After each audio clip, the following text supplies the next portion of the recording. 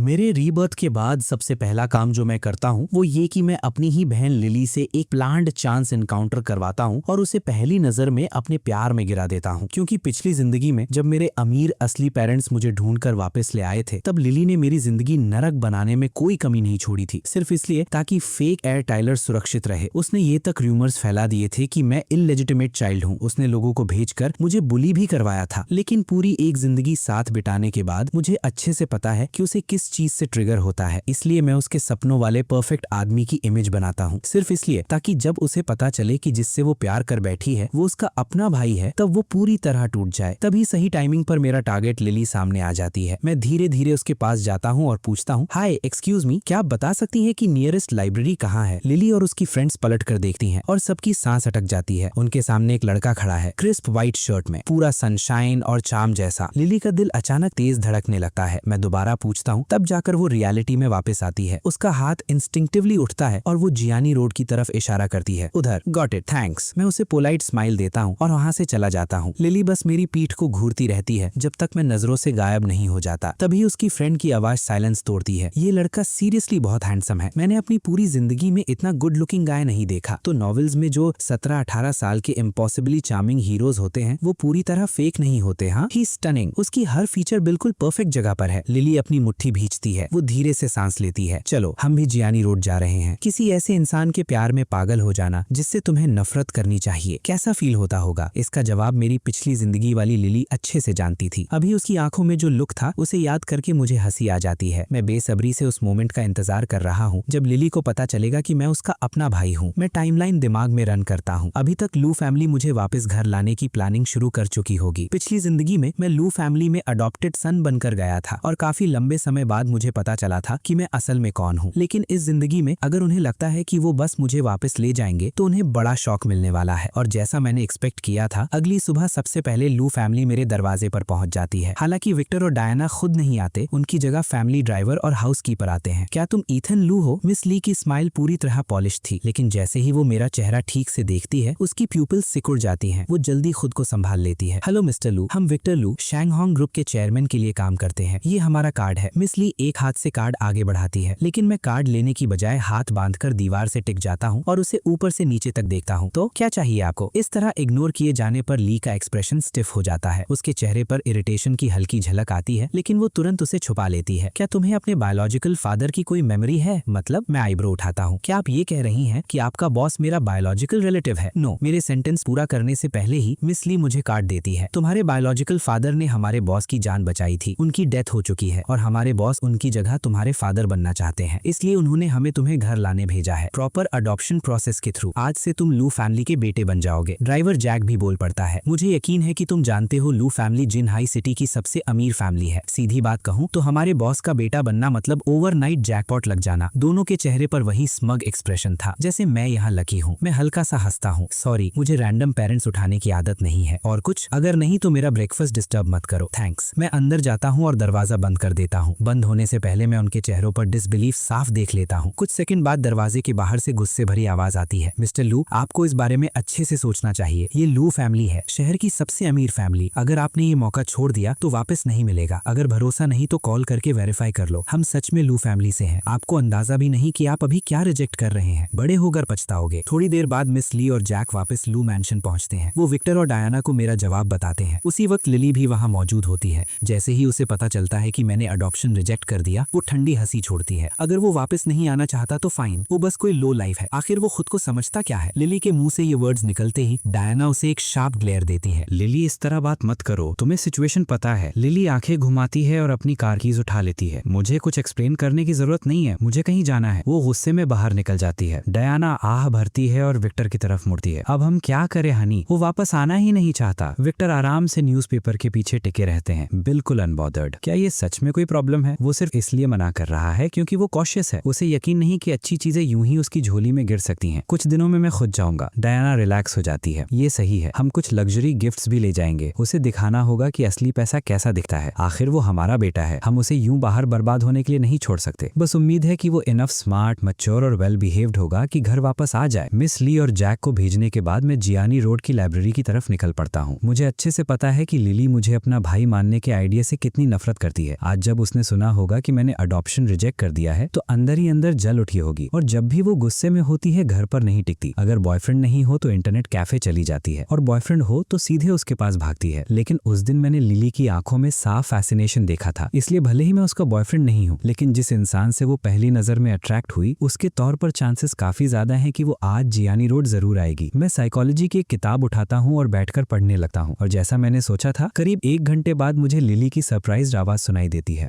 मैंने जानबूझकर विंडो के पास वाली सीट चुनी थी। आज की सनलाइट बिल्कुल परफेक्ट थी। गोल्डन रेज मेरे चेहरे पर पड़ रही थी और ऐसा लग रहा था जैसे मैं हल्का सा ग्लो कर रहा हूँ। मैं धीरे से नजर उठाता हूँ और थोड़ी दूरी पर खड़ी लिली को देखता हूँ जो सीधे मेरी तरफ बढ़ रही थी। मेरी हल्की उठी हुई आंखों में कंफ्यूजन की झलक थी। जैसे ही वो मेरे सामने रुकती है और मुस्कुराती है मैं हल्का सा ब्रॉ फरो करता हूँ। उसे रियलाइज होता है कि मैं उसे पहचान नहीं रहा और उसकी आंखों में डिसअपॉइंटमेंट की हल्की चमक गुजरती है, लेकिन वो तुरंत एक ब्राइट स्माइल दे देती है। तुम्हें याद नहीं उस दिन लाइब्रेरी एंट्रेंस पर तुमने मुझसे डायरेक्शंस पूछी थी? ओह तो तुम हो। मैं ऐसे एक्ट करता हूँ जैसे अभी याद आया हो। मैं उसे पोलाइट स्माइल देता हूँ। फिर से थैंक्स। वो जियानी रोड पर मेरा पहला दिन था और मैं मैप्स के मामले में बहुत खराब हूँ। लगभग गलत रास्ते पर चला जाता। अरे कोई बात नहीं, सच में। लिली हाथ हिलाकर बात टाल देती है। फिर वो सामने की खाली सीट की तरफ इशारा करती है। अगर मैं यहाँ बैठूं तो बैठ जाओ। मैं फिर से किताब में नजर डाल देता हूँ। लिली बैठ जाती है और जब उसे साफ दिखता है कि मेरी बात करने में कोई इंटरेस्ट नहीं है तो उसके चेहरे पर डिसअपॉइंटमेंट की हल्की झलक आती है। लेकिन मुझे एक नजर देखते ही उसका दिल फिर से तेज धड़कने लगता है। मैं उसकी नजरें अपने ऊपर महसूस करता हूँ और हल्का सा ऊपर देखता हूँ। मेरी थोड़ी उठी हुई आंखें मुझे एक अजीब सा अनरीडेबल ऑरा कहती हैं। जैसे ही हमारी नजरें मिलती हैं लिली अचानक रियलिटी में लौटती है और जल्दी से कुछ बोलने की कोशिश करती है। तो मैंने नोटिस किया कि तुम साइकोलॉजी की किताब पढ़ रहे हो। क्या तुम साइकोलॉजी पढ़ते हो? नहीं, मैं किताब नीचे रख देता हूँ, बस पर्सनल इंटरेस्ट है। अच्छा, अभी भी पढ़ाई कर रहे हो? ऑब्वियसली। हाई स्कूल या यूनिवर्सिटी? University obviously. उसके सारे पॉइंटलेस सवालों से मेरी आंखों में इरिटेशन की हल्की झलक आती है। असल में तुम्हें कुछ चाहिए? लिली मेरी टोन का बदलाव महसूस कर लेती है और उसका दिल धक से रह जाता है। वो जल्दी से एक्सप्लेन करती है, मैं बस बात करने की कोशिश कर रही थी। मैं तुम्हें थोड़ा बेटर जानना चाहती थी। ऑनेस्टी हमेशा सबसे पावरफुल मूव होती है। लिली डिसाइड करती है कि वो सीधे सब बोल देगी। उसकी वार्म डो शेप्ड आंखें सीधे मेरी आंखों में देखती हैं। सच कहूं तो जिस पल मैंने तुम्हें पहली बार देखा था तभी से मुझे तुम पसंद हो। मैं हर दिन जियानी रोड सिर्फ तुम्हें ढूंढने आती रही हूँ। क्या तुम मुझे तुम्हें परस्यू करने का चांस दोगे? लेकिन उसके इस लव सिक एक्ट से धोखा मत खाना। लिली बिल्कुल डिवोटेड टाइप नहीं है। वो रिकॉर्ड स्पीड से बॉयफ्रेंड्स बदलती है। उसे ऐसे लड़के नहीं पसंद जो उसके आगे तुरंत झुक जाए। उसके हिसाब से जिस आदमी में बैकबोन ना हो उसमें कोई अट्रैक्शन नहीं लगता। वो बस बोरिंग और प्रेडिक्टेबल लगता है, कोई चैलेंज ही नहीं। पूरी जिंदगी उसका भाई रहने के बाद मुझे अच्छे से पता है उसे कैसे हैंडल करना है। मैं लिली को बिना टोके पूरा बोलने देता हूँ, फिर उसे काम स्माइल देता हूँ। तुम मुझे परस्यू करना चाहती हो या नहीं ये पूरी तरह तुम्हारी चॉइस है। मुझसे परमिशन क्यों मांग रही हो? और अगर मैं नो कह दूं तो क्या तुम गायब हो जाओगी? अगर ऐसा है तो मेरा जवाब साफ है, नो। मेरी आवाज जेंटल थी लेकिन एक्सप्रेशन बिल्कुल आयरन जैसा। उसमें हल्की सी क्वाइट अनॉयंस भी थी। मैं अपनी किताब उठाता हूँ और खड़ा हो जाता हूँ। और कुछ? अगर नहीं तो मैं निकल रहा हूँ। लिली ने एक्सपेक्ट नहीं किया था कि मैं इतनी जल्दी कोल्ड हो जाऊंगा। जैसे ही मैं उठता हूँ वो भी जल्दी से खड़ी हो जाती। मेरा वो मतलब नहीं था। देखो, तुम्हें मुझे परस्यू करने की जरूरत नहीं है। मैं बस ऑनेस्ट रहना चाहती थी ताकि ऐसा न लगे कि मैं सीक्रेटली कुछ कर रही हूँ। तुम जो भी डिसाइड करो मैं फिर भी तुम्हें परस्यू करूंगी। वो ये बात पूरी सिंसियरिटी के साथ कहती है। मैं उसे एक ठंडी नजर से देखता हूँ। तुम्हारी मर्जी। जाने से पहले मैं पास वाली शेल्फ से एक और किताब निकाल लेता हूँ। लिली मेरे पीछे पीछे आती है और मुझे लंच पर ले जाने का ऑफर देती है। मैं मना कर देता हूँ लेकिन रिजेक्शन से वो रुकती नहीं। फिर वो मेरा कॉन्टैक्ट मांगती है। उससे थोड़ा इरिटेट होकर मैं कहता हूँ मे बी नेक्स्ट टाइम, अगर हम फिर कभी ऐसे ही टकरा गए तब दे दूंगा। इस बार लिली ज्यादा पुश नहीं करती, लेकिन जैसे ही मैं वहाँ से जाता हूँ वो तुरंत लाइब्रेरी के अंदर वापस भागती है। वजह साफ थी। हालांकि मुझे कोई फर्क नहीं पड़ता। जो चीजें बहुत आसानी से मिल जाती हैं उनकी कभी असली वैल्यू नहीं होती। और जब तक लू फैमिली मुझे अपनी तरफ खींचने में लगी है मुझे लिली के दिल पर एक गहरा निशान छोड़ना है। अगले कुछ दिनों तक मैं सिर्फ स्कूल और अपने रेंटेड रूम के बीच आता जाता रहता हूँ। लाइब्रेरी के आसपास भी नहीं जाता। फिर संडे आता है और मेरे कमरे पर एक और विजिट होती है। इस बार खुद विक्टर और डायना आए थे। जब से मैंने उनके भेजे हुए लोगों को वापस लौटा दिया था तब से विक्टर सही मौका ढूंढ रहा था। आज आखिर उसके पास टाइम था, इसलिए वो डायना को साथ लेकर आया। जहाँ तक मिसली और जैक की बात है वो नीचे वेट कर रहे थे। कौन? अभी सुबह काफी जल्दी थी। मैं दरवाजे के फ्रेम से टिक कर खड़ा था। विक्टर और डायना दोनों ने एक्सपेक्ट नहीं किया जा कि मैं ऐसा दिखूंगा। मुझे देखते ही दोनों कुछ पल के लिए फ्रीज हो जाते हैं। उन्हें खुद को संभालने में थोड़ा वक्त लगता है। इतना हैंडसम बेटा तो सिर्फ देखने भर से ही एसेट है। और अगर मैं लू फैमिली में आ गया तो चाहे मेरा बैकग्राउंड कुछ भी हो ये चेहरा अकेले ही एक पावरफुल वेपन बन जाएगा। हेलो देयर यंग मैन, शायद तुम जानते हो मैं कौन हूँ। यहाँ आने से पहले विक्टर पहले से ही आधा इम्पेशेंट था। आखिर जिस बेटे को उसने जिंदगी में एक दिन भी नहीं पाला उसके लिए वो कुछ फील नहीं करता। अगर ब्लड रिलेशन ना होता तो वो यहाँ आने की तकलीफ भी नहीं करता। लेकिन अब ये विजिट उसकी उम्मीद से कहीं ज्यादा वर्थवाइल लग रही थी। विक्टर एक वार्म स्माइल देता है। मैं आईब्रो उठाता हूँ। अगर मुझे पता होता आप कौन है तो क्या मैं पूछता। मेरी टोन विक्टर विक्टर को अंदर से अनकंफर्टेबल कर देती है। लेकिन जैसे ही वो सोचता है कि मैं लू फैमिली के लिए कितना यूजफुल हो सकता हूँ, वो अपनी इरिटेशन दबा लेता है। उसके दिमाग में ये बात कभी नहीं आई कि मैं उसे रिजेक्ट कर दूंगा। आखिर वो जिन हाई सिटी का सबसे अमीर आदमी है। एक टीनेजर को कंट्रोल करना उसके लिए बच्चों का खेल होना चाहिए। Allow me to introduce my self, मैं विक्टर लू हूँ, शैंगहोंग ग्रुप का चेयरमैन। ये मेरा कार्ड। वो ग्रेसफुल स्माइल के साथ कार्ड आगे बढ़ाता है, लेकिन मैं कार्ड नहीं लेता। सीधा फ्लैट टोन में पूछता हूँ, तो आपको क्या चाहिए? मेरी आवाज में जरा भी रिस्पेक्ट नहीं थी। डायना की ब्रोज सिकुड़ जाती हैं। विक्टर बिना एक्सप्रेशन बदले कार्ड वापस रख लेता है। असल में कुछ दिन पहले एक आदमी और एक औरत तुमसे मिलने आए थे। हाँ, उन्होंने सिचुएशन एक्सप्लेन की होगी। तुम्हारे फादर ने मेरी जान बचाई थी। मरने से पहले उनकी आखिरी विश थी कि मैं तुम्हें ढूंढूं और सब ठीक करूं। मैं उसे बीच में ही काट देता हूँ। आप चाहते हैं कि मैं आपका बेटा बनूं? विक्टर से रिलाता है। यस, और चिंता मत करो, मैं सब प्रॉपरली करूंगा। जिन हाई सिटी में हर कोई जानेगा कि तुम मेरे बेटे हो। वो लंबी सांस छोड़ता है और प्रैक्टिस्ड वार्मथ के साथ मुझे देखता है। मुझे पता है तुमने बहुत छोटी उम्र में अपनी माँ को खो दिया था। 17 साल तक अकेले ग्रो अप करना आसान नहीं था, लेकिन अतीत में जो भी हुआ हो, अब मैं तुम्हें और सफर नहीं करने दूंगा। लू फैमिली शायद दुनिया की सबसे अमीर फैमिली ना हो, लेकिन जिन हाई सिटी में हमारी काफी पावर है। तुम जो भी करना चाहो हम तुम्हारा सपोर्ट करेंगे। आज से तुम मेरे बेटे हो। विक्टर ये वर्ड्स पूरे इमोशन के साथ बोलता है, लेकिन मुझे कुछ फील नहीं होता। मेरा एक्सप्रेशन बिल्कुल फ्लैट रहता है। नो थैंक्स, वही जवाब। मुझे रैंडम फादर्स उठाने की आदत नहीं है। उसे यकीन ही नहीं होता कि इतना सब कहने के बाद भी मैं मना कर दूंगा। उसका चेहरा उतर जाता है। ये रैंडम फादर कैसे हुआ? तुम्हारे फादर ने मेरी जान बचाई थी। मेरे फादर ने आपकी जान बचाई थी, मैंने नहीं। आपने उन्हें इतने साल अच्छा खिलाया पिलाया और ठीक से रखा, वही काफी है। उनका बेटा अलग मैटर है, और वैसे भी मैं अभी ठीक हूँ। तुम इसे ठीक कहते हो? जब तक मैं खुश हूँ तब तक सब ठीक है। इस जिंदगी में मैं बिल्कुल अडॉप्टेड सन बनकर वापस नहीं जाऊंगा। मैं चाहता हूँ कि विक्टर मुझे अपने बायोलॉजिकल सन के तौर पर एक्सेप्ट करे। मैं लू फैमिली की शांति को पीस बाय पीस तोड़ना चाहता हूँ, वरना बाहर रहकर भी मैं काफी ट्रबल क्रिएट कर सकता हूँ। लेकिन अडॉप्टेड सन बनकर अंदर जाना मतलब खुद अपने गले में फंदा डालना होगा। उसके बाद वो लोग मुझ पर जो चाहे लेबल चिपका देंगे। डर नहीं लगता मुझे, बस बेकार की परेशानी नहीं चाहिए। और सबसे इंपॉर्टेंट बात, बायोलॉजिकल सन बनकर वापस जाना ही वो तरीका है जिससे मैं पता लगा सकता हूँ कि फेक है टाइलर सच में कितना इनोसेंट है। मैं उनके मुश्किल से दबाए गए गुस्से को देखता हूँ और कुछ अगर नहीं तो मैं निकल रहा हूँ। मैं दरवाजा बंद करता हूँ और वहाँ से निकलने लगता हूँ। विक्टर और डायना तुरंत मेरे पीछे आ जाते हैं। विक्टर अब बातों से थक चुका था। डायना मेरे पीछे पीछे आती है और ऑलमोस्ट प्लीडिंग टोन में कहती है, तुम अभी यंग हो, तुम्हें समझ नहीं है कि पैसा कितना इंपॉर्टेंट होता है। मैं खुद कमा लूंगा। और कितना कमा लोगे? डायना हल्की सी हंसी के साथ बोलती है। मैं तुम्हें नीचा दिखाने की कोशिश नहीं कर रही, लेकिन लू फैमिली बिना पलक झपकाए तुम्हें एक विला दे सकती है अपने दम पर। ऐसी चीजें खरीदने लायक बनने में तुम्हें कितने साल लग जाएंगे? Limited edition cars, expensive watches, ये सब उसी पल तुम्हारा हो जाएगा जब तुम हमारे बेटे बनोगे। मैं अचानक मुड़कर डायना को देखता हूँ। मेरी आवाज तेज हो जाती है। मेरे फादर ने आपके हस्बैंड की जान बचाई थी और उसका बदला चुकाने का सिर्फ यही तरीका सूझा आपको, मुझे अडॉप्ट करना। अगर मैं आपका बेटा बनने से मना कर दूं तो मुझे कुछ नहीं मिलेगा। इससे क्या पता चलता है? मैं उसकी आंखों में देखते हुए बोलता हूँ, इससे ये पता चलता है कि ये कभी भी सिर्फ मेरे फादर की मेमोरी को ऑनर करने के बारे में नहीं था। आपने किसी ऐसे इंसान को देखा जो यूजफुल हो सकता है लू फैमिली के लिए। बस वही। मेरे होठों पर ठंडी मुस्कान आ जाती है। एलीट फैमिलीज यही करती है ना, स्ट्रेटेजिक मैरिजेस, कैलकुलेटेड मूव्स। मैं धीरे से सांस लेता हूँ। अगर मैं सच में आपका अडॉप्टेड सन बन गया तो आप मेरे ऊपर जितना भी पैसा खर्च करेंगी उसका 10 गुना वापस एक्सपेक्ट करेंगी, और जिस दिन मैं आपकी उम्मीदों से बाहर गया उसी पल मुझे अनग्रेटफुल बोल देंगी। मैं ठंडी नजर से उन्हें देखता हूँ। कितना पैथेटिक है। कर्ज आप लोग तोड़ रहे हैं और उसे जेनरोसिटी बनाकर पेश कर रहे हैं। पैसा, पावर, रेपुटेशन सब आखिरकार आपके लिए ही है। सच में जिन हाई सिटी की सबसे अमीर फैमिली कहलाने के लायक हैं आप लोग। मैं मुड़ जाता हूँ। अब दोबारा मुझे ढूंढने मत आना। आप कुछ भी कहो, मेरा जवाब हमेशा नो ही रहेगा। मैं उनके चेहरों पर गिल्ट, रेज और डिसबिलीफ को एक साथ बदलते हुए देखता हूँ, फिर हल्के कदमों से वहां से निकल जाता हूँ। उन दोनों को उनकी जगह दिखाने के बाद मेरा मूड काफी अच्छा हो गया था। अब टाइम था इस फैमिली के सबसे छोटे मेंबर की लाइफ भी थोड़ा डिफिकल्ट बनाने का। ये पूरा परिवार साथ में सफर डिजर्व करता है। कई दिनों बाद मैं आखिरकार जियानी रोड वाली लाइब्रेरी वापस जाता हूँ, लेकिन अंदर जाने से पहले ही मेरी नजर एंट्रेंस के बाहर क्राउच करके बैठी लिली पर पड़ती है, जो क्लियरली इरिटेटेड लग रही थी। उसी वक्त उसकी नजर मुझ पर भी पड़ती है। हमारी आंखें मिलती हैं। लिली का चेहरा तुरंत चमक उठता है और वो दौड़कर मेरे पास आ जाती है। फाइनली मैं तुम्हें फिर से ढूंढ पाई। अब तो अपना कांटेक्ट दोगे ना? मैं ठंडी नजर से उसे देखता हूँ। मेरा एक्सप्रेशन देखकर लिली थोड़ा केयरफुल होकर बोलती है, तुमने पहले कहा था कि अगली बार मिलने पर अपना कांटेक्ट दोगे। वो अपनी बात पूरी भी नहीं कर पाती कि मैं उसे बीच में रोक देता हूँ। मेरे चेहरे पर कोल्ड मॉकरी साफ दिख रही थी। रिच लोग सब एक जैसे होते हैं, हमेशा किसी यंग, नाइव और इजी टू कंट्रोल इंसान को ढूंढते रहते हैं, है ना? बात का इशारा साफ था। कुछ न कुछ मुझे परेशान कर रहा था। लिली तुरंत टेंस हो जाती है और जब मैं वहां से जाने लगता हूँ तो जल्दी से मेरे पीछे आती है। कुछ हुआ है? मुझे बताओ, शायद मैं हेल्प कर सकूं। मैं उसे इग्नोर कर देता हूँ। वो फिर जल्दी से बोलती है, देखो मुझे पता है लव एट फर्स्ट साइट अक्सर सिर्फ अट्रैक्शन होता है, लेकिन मेरा तुम्हें अनकंफर्टेबल या प्रेशर डालने का कोई इरादा नहीं था। मैं होंठ भींचता हूँ। फोर्स की हुई फीलिंग्स ज्यादा दिन नहीं टिकती। मुझे ऐसी चीज चाहिए जो रिस्पेक्ट, इक्वालिटी और रियल फीलिंग्स पर बनी हो। मेरी टोन में आया बदलाव लिली लिली नोटिस कर लेती है। वो थोड़ा राहत की सांस लेती है